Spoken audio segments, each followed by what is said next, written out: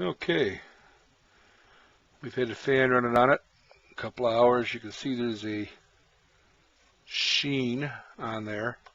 Now the real heavy spots there are still wet, but I could touch them. They're just tacky, so I'm going to go ahead and throw another coat on this. You're going to do 4 or 5 coats, depending on how thick you put them on, I guess. My first one I did was 5 coats. So I'm going to go ahead and brush this on. I'm going to go a little thicker this time.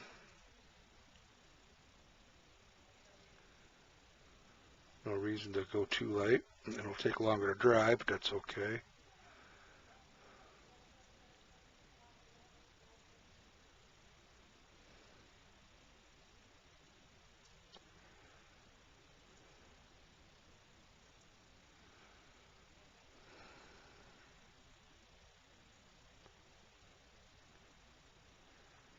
I am making sure I put it on there heavier, but don't want to go too heavy.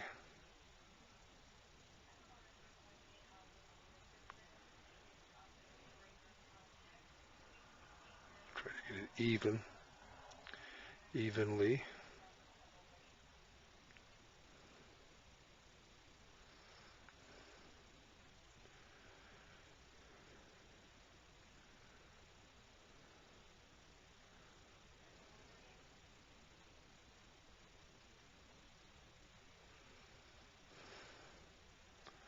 A little smaller brush. I grabbed a number 9.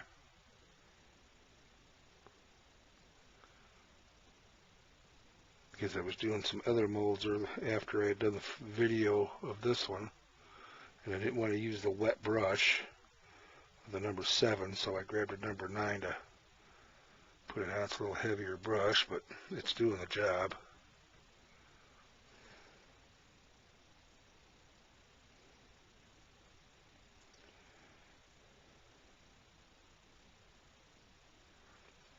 Pretty much like what I showed in the beginning of the video. I'm just going to coat it.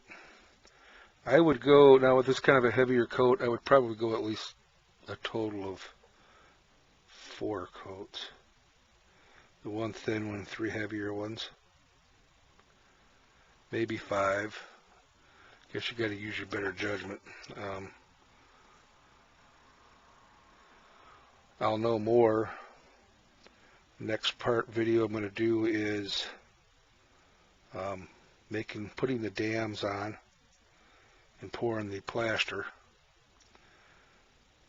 And the purpose of that is it holds this mold perfectly aligned. The plaster does.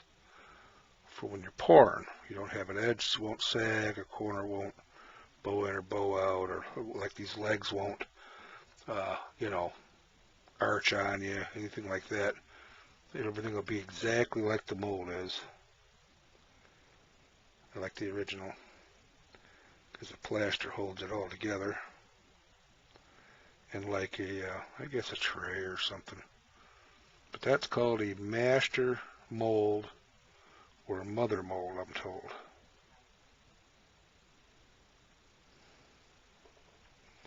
Okay, I got it fairly thick all the way around. And keep an eye out for part 2. See ya.